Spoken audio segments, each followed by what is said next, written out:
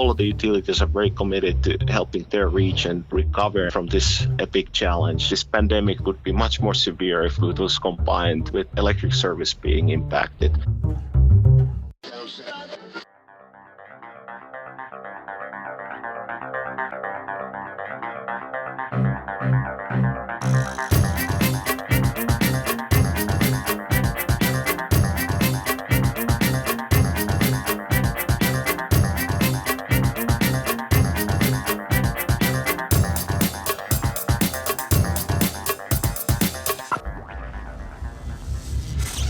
This is EnergyCast, and I'm Jay Downhauer. Today we are talking about utilities' response to COVID-19. At the time of this episode, we've now been working from home for 2 months. Many of us probably have a hard time remembering what it was like to do our jobs in an office, for instance. We've now had some time to collect some data on this new normal, and my guests and other utilities involved have documented some of these trends, and the results are fascinating about our habits as consumers. First off, you might be wondering why it took so long for me to do a COVID episode. A little behind the mark, huh? Well, if you've noticed one thing about my podcast, it's that I try to focus on topics that are evergreen, meaning my episodes from 2017 are still newsworthy today. Some energy podcasts focus on energy policy or news of that week. I don't know why anyone would go back to that and listen to it later on. My episodes are more about establishing technologies and serving as an informative source about them. But COVID has brought up some trends that might stick with us after the quarantine and social distancing have ended. And that does have value if you're listening to this after the spring of 2020. First off, there's the utilities themselves. I'll make this point in this week's episode and next. This is a crisis to be sure, but it's not as much a crisis for utilities. Now think about crises that would affect a utility. Usually these are events when power reliability is under threat. Hurricanes, storms, blackouts like the one in 2003. It began at 4:10 Thursday afternoon,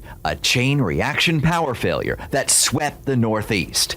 Office workers poured into the streets, traffic lights went out. A virus where utility employees can safely distance and perform their jobs isn't that. In fact, I'd say that utilities like telecoms and food delivery services are on the happy side of this ledger. Remember when this first started? People were hoarding toilet paper, water, fuel, probably even purchasing electric generators. That's probably because their frame of reference were disasters like the ones I mentioned earlier. Seriously, if this virus wiped out a city's ability to purify water or maintain an electric grid, we'd be about 2 weeks away from Mad Max Beyond Thunderdome. The world had been through a trial by fire, and only the greatest warriors and their deadliest enemies emerged from the flames. Who are you? Now, luckily, the closest we get to Mad Max is checking it out from your favorite streaming service. So, what has changed? Mainly our demand for electricity. It's likely your electric bills will be higher than this time last year because all of those things you do from your office, charge your phone, brew your second cup of coffee, power your laptop, is now pulling from your home's meter. My guess is that whereas the demand for energy typically dips during the day, it's steady because we never leave our homes. What's more interesting is that the demand for electricity at the end of the day is higher. Are we working later? Are we watching more TV instead of taking our kids to soccer practice? Unclear. And of course, what about the people who are tasked with keeping the lights on? I was kidding about us descending into post-apocalyptic territory, but that doesn't mean utilities are immune. There are some jobs that folks can't do from the comfort of home. Folks like our linemen, our control room operators. How do you keep them from getting sick? As we adjust to this new normal, one thing is clear: utilities have a role to play to keep our lives as normal as possible. My guest today is Alexi Passo, lead author of a new paper examining the early lessons utilities have learned in the wake of the COVID-19 pandemic. The white paper was published by IEEE, the Institute of Electrical and Electronics Engineers. Alexi is also Director of Distribution Planning, Smart Grid, and Innovation for ComEd, the utility serving Chicago and the surrounding area. Alexi says the paper, produced much like everyone else is doing these days, remotely over teleconferencing, came together over about a 4-week span in April. He hopes to have another volume as we progress through the quarantine. I hope you enjoy my conversation with Alexi Passo. We're here with Alexi Passo, Director of Distribution Planning, Smart Grid, and Innovation for ComEd, and you're also the lead author of the IEEE Power and Energy Society White Paper on Electric Industry's Response to COVID-19. Alexi, this is about a 50-page paper. It's got a lot of interesting information in it. Why don't you just tell us what some of your main findings were? Thank you, Jay, for the introduction and scheduling this interview. What we did, we prepared a white paper that collected practical experiences from those across the industry who have been facing this challenge head-on. The key conclusions drawn here is that our industry experienced no major technical issues due to COVID-19 at the time of the report, and are taking the necessary actions to assure that we continue to provide reliable and safe electric to our customers. I think just looking forward, one of the other conclusions was that we do need to continue to prepare for effects of potential disruptions to our supply chain, and also continue to prepare for any major weather events or other events that might occur at the same time during the pandemic. Sure. And how was the effort collaborating on this report? More challenging than usual since it was all done remotely and globally. I guess we're all learning to work collaboratively online, right? Yeah, it really wasn't that much of a challenge. The co-authors for the paper are leading experts globally on the power and energy industry, and everybody's been busy as part of their own organizations to coordinate their efforts to respond to COVID-19. But somehow we were able to always find time to help each other out. One of the typical strategies that electric utilities deploy is the mutual assistance. I see it very parallel to the effort that we do in the industry, knowledge sharing and writing papers like this one to share the efforts that everybody's doing across the world. Yeah, one of the things I'm thinking about too is one of the last weeks of March is when I got sent home. All of us did, basically. How soon after it was real serious, and I'd consider that pretty serious, we were all sent home, was this report initiated? I think we officially put the team together at the very end of March, beginning of April, and basically took a week or two to collect the data and another week or two to pull the report together. We officially published it in late part of April. So everything came together very quickly, basically working around the clock to pull the report together. Yeah. Alexi, one of the things that I find really interesting about this report is, of course, the demand curve of electricity. Now, I think we can all kind of imagine what's going on there, but how has this duck curve moved? It's typically been high in the evening because we were all coming home, but now we've been home all day. Yeah, and I think it has varied from region to region, but we looked at some of the specific examples, how the load shapes have gradually evolved, really when the stay-at-home orders have been implemented for specifically US across the country a little bit different times, and going from March to the early weeks of April. Of course, there's also some changes in terms of the customer mix and the weather patterns happening at each of those times. We also saw in some of the areas, specifically like California, where we also would have a high DER, we're smoothing out and shifting the morning peaks to the later hours, and overall experiencing a reduction in demand between the 10 a.m. to 6 p.m. time, and that may have been a little bit of a contributor to that duck curve effect we would see, combined changing load shapes with the solar generation being online during those daytime hours. You show a duck curve model for home use, and this is where it gets interesting to me, because obviously it shows we're using more electricity during office hours because our office hours are at the house. But it takes an even larger bump up in the evening once we're home. Now, you'd think that all things being considered, we were home before COVID, we're home after COVID. So why do you think we're using more electricity than we used to after work? Yeah, no, that's a good question. And I don't know if I have a really good answer for it, but yet I think we're learning a lot on how the consumption patterns are evolving as we're moving forward with the pandemic. I think that a lot of the utilities that we surveyed relate messages in terms of experiencing loads that are similar to the weekend days during the weekdays. A lot of them are taking actions also to adjust their forecast on the system operator level and taking some innovative approaches how to mitigate that. But the core thing is that we are adjusting to those demand shifts and meeting the customer demand, even though we do have changes in those consumption patterns. You don't think it's just maybe more people are watching Netflix at night? It might be. Yeah. That might be a factor.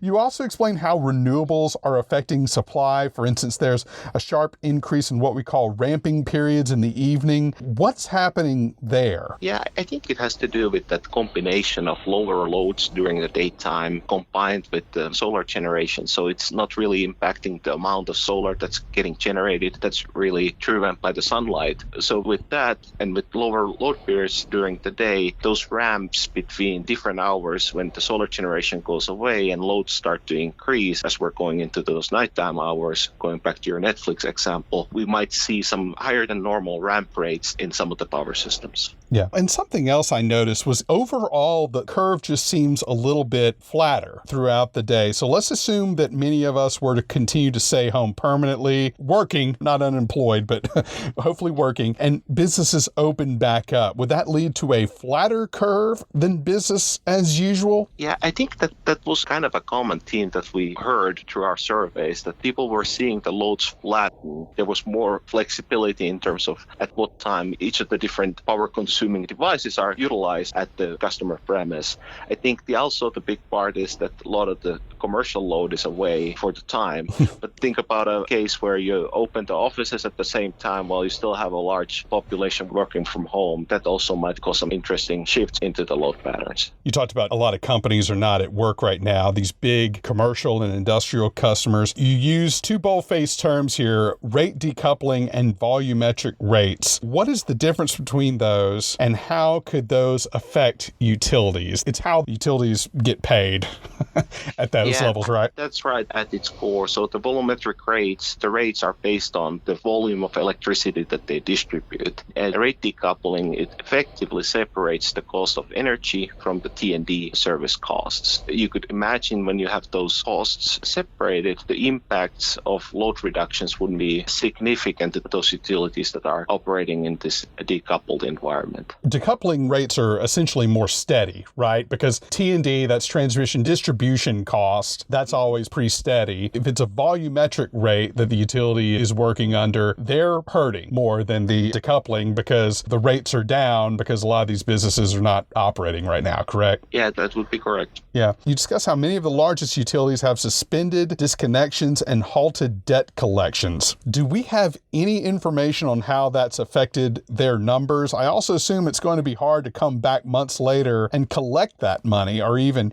enforce customers who decide they're not going to pay their bills through this. And I'm also surprised too, because it doesn't seem like utilities stock prices have really dropped all that much. I mean, of course they all went down, but they're all pretty steady at this point. Yeah, so we didn't really get into that much during the survey, but we did notice a number of utilities reporting that they have suspended the disconnections and halted some of their debt collections. And I think they were doing it mainly for two reasons. First off, experiencing this pandemic together with the customers. And I think the second one, many said across the country and across the world, it's just the right thing to do for our communities. And all of the utilities are very committed to helping their region recover from this big challenge. We didn't really see specific information around that, but we know that this was implemented in a large scale. Sure. Alexi, I used to work in the oil and gas sector. Obviously, they are hard hit. I'm hearing a lot of stories about friends back in Texas, for instance. But your report says that you think the reduction in natural gas prices will move utilities away more quickly from coal or even some nuclear. But those gas prices won't be permanently as low as they are, right? Why would you think that a drop in gas prices due to COVID would lead to a bigger transition away to these baseload fuels? Yeah, I think those generation mixtures for the future, they're very difficult to predict at this point, and really can't say how much this is going to impact the generation shifts in the long term. I think, however, conclude that some of the areas reported that they had seen at least temporary increase in the proportion of generation that came from the renewables. Kind of goes back to that duck curve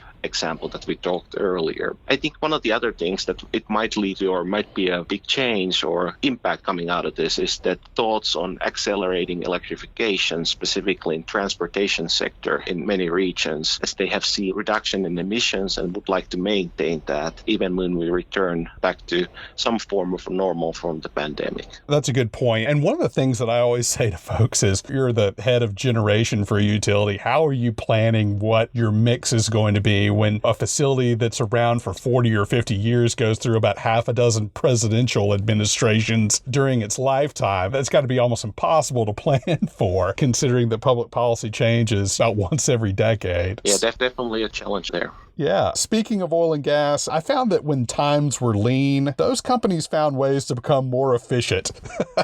I noticed that I wasn't flying as much when I was there. How might utilities take this as an opportunity to see some permanent reductions to O&M, as we call it? Yeah, I don't think we heard so much regarding that, but I think utilities seem to be focused on keeping the regions running. This pandemic would be much more severe if it was combined with electric service being impacted. Certainly the utilities have a major part to play in order to keep those parts of the society running that are still running full steam during the pandemic. Hospitals and now homes, as they're the primary locations for the businesses. You talk about employees at control centers. I'd never even thought about this. Tight indoor spaces. These guys are critical. They have to be there. What are some of them doing around the country to mitigate risk? Yeah, the control centers really were the centers of the risk mitigation strategies for the utilities and the system operators that we talked about. Simply because of the mission criticality, but also because of the tight spaces that they may operate normally under. There are a number of different measures that the utility system operators implemented. Some went as far as sequestering of the control center operations for a certain period of times. Personal protective equipment use was also implemented practically everywhere. And when utilities started to implement them, the control center operators were the first ones really to go through that. We heard somewhere where they were operating 8-hour schedules that they went to 12-hour shifts. We also heard about isolations of the shifts and virtual turnovers between the shifts. So you may have 2 or more control center locations. When one shift leaves, that control center is empty and operations are moved into the second control center. One key item that we heard largely was the reducing the number of people in the control center just to the critical, and in some cases having a remote control center operators supporting the control center operators that are still at the site. Alexi, I think in one example, you said that control center operators were not going home. They were almost quarantining between their shifts, right? Yeah, absolutely. So we saw a couple examples where utilities or system operators implemented the sequestering protocol where you would basically stay on site for a certain period of time and not go home between the shifts to maintain that continuity in operations. One of the things I noticed, anyone who drives around a major city, you're in Chicago, I'm in Charlotte, construction workers, there seems to be no slowdown to construction right now. And those guys and office staff, I think, treat this very differently. Did you notice any of that with some of the construction workers handling this a little differently? Yeah, we certainly looked at it from both the office staff, but also from the field staff. I think both are really implementing social distancing, but in different ways. Field workers might be implementing 60 feet distancing along with the PPE, while us working in an office normally, we can implement the social distancing through the remote work. But practically everywhere where we surveyed, there was a big focus on the social distancing in the field work and the PPE use in the field, so having the mask and the respirators available. Have you seen shortages in material in the supply chain? Now, I work in transmission, breakers, transformers, stuff like that. At least our vendors aren't seeing any slowdown in supply, but are you seeing slowdowns in supply anywhere else? Yeah, I think the main ones that we heard about were the shortages in PPE, but I think there were also some anticipation that we might see it specifically in Europe and North America. We did hear from one of the utilities that they had some issues on procuring new transformers coming from some of the areas that were impacted in China. We also heard some examples from, I think it was Spain and Italy, where manufacturing sites for windmills were closed during the pandemic months in Spain and Italy. So basically any place that's got a supply chain through one of those really hard hit areas, they can expect to see some shortages, right? Yeah, there could be some impacts depending on what type of manufacturing was done and how much limitations there were to manufacturing at that country's response. You write that you surveyed the utilities. I'm curious if they had a plan in place for something like this, a pandemic. Look, I mean, they planned for severe weather, cyber attacks, but how up to date were they on a true pandemic plan? I think as far as the utilities, all of them understand that their role is to serve the communities and provide power, and that being essential and very critical function. And practically all utilities have emergency preparedness teams. They really consider worst case scenarios, really multiple worst case scenarios in parallel. I think we heard that the business continuity plans were common practice, and pandemic plans had been a very hot topic, and many utilities had those in place because of the previous epidemic scares. It didn't necessarily materialize, at least here in North America, but regardless, there were plans put together that the utilities could act on and update during this time. But things that we're very comfortable with now, working from home, which means that basically every employee is on a VPN network communicating with their office, the social distancing, the PPE, things like that. Was that already in place, or were they still having to improvise? I think it depended from utility and system operator standpoint, but a lot of the people that we surveyed had those in place. Maybe there's some refinement of some specific examples, but generally the industry was prepared for this based on the survey. Yeah. What's next on the horizon for your group at IEEE? Do you plan to update this paper? It was about 3 weeks of information at the time you published. Are you working on something now? Yeah, we're certainly evaluating the interest and the need for volume 2 of this work. And I think there's a lot of interesting items specifically around the longer term impacts, kind of some of those things that we already talked about. And I think the other one is how are we returning to normal, and how different utilities can share practices on that could also inform how others might do that. Certainly looking to do additional work on this with the team. Now, what's next for utilities around the globe? What new practices and models are here to say? I'll tell you personally, Alexi, one of the things that has come up in a couple of department-wide calls, and I'm sure this is for any company, is the first question they ask the leadership is, are we still going to have jobs? And then the next one is, hey, I kind of like working from home. I feel like I can get a lot more done. Would you consider doing this permanently? With that, I'd ask you, what do you think is here to stay? I think we have learned a lot already on this, and I think certainly we've learned a lot about working from home and how we can do this effectively between the different teams. I think the continuity in terms of further enhancing the flexibility of the grid as well as the resiliency remains there, and also utilizing things like analytics to help forecasting what might be some of the future impacts, whether it's from pandemic or something else, and how that might inform our decision making so that we can continue to execute our strategy. Overall, there's a lot of learnings in terms of what went well in terms of the response and how did we adapt to this new working situation, and can we take some of those pieces like maybe more remote work and incorporate that to our normal operations. Sure. Well, Lexi, I'll tell you what, for 50 pages and basically about a month or so of data, this sure does illustrate a lot, and I can only imagine what another month or two might tell us as well. Very exciting read. I hope everyone checks it out. All right, Alexi Passo, thank you so much for your time. Thank you, Jay. That was Alexi Passo, Director of Distribution Planning, Smart Grid, and Innovation for ComEd, and lead author of an IEEE paper examining the early lessons utilities have learned in the wake of the COVID-19 pandemic. Alexi and the Power Energy Society at IEEE have also produced webinars on this paper, which we'll link to on our website. I want to thank Alexi for his time, as well as Lisa McCausland at Interpros for setting this up. You can find plenty of pictures on energy-cast.com, as well as on Instagram at Host Energy and Twitter at Host Energy Cast. All guests are sent the raw and completed audio the week of release. So far, no complaints. Be sure to leave us a positive review on iTunes. That gets the word out. Music was produced by Sean Stroop at Stroop Loops. That wraps up episode 85. Be sure to join us next week when we discuss the communication strategy to COVID in one of the hardest hit regions during the pandemic. Until then, I'm Jay Downhauer. We'll see you next time.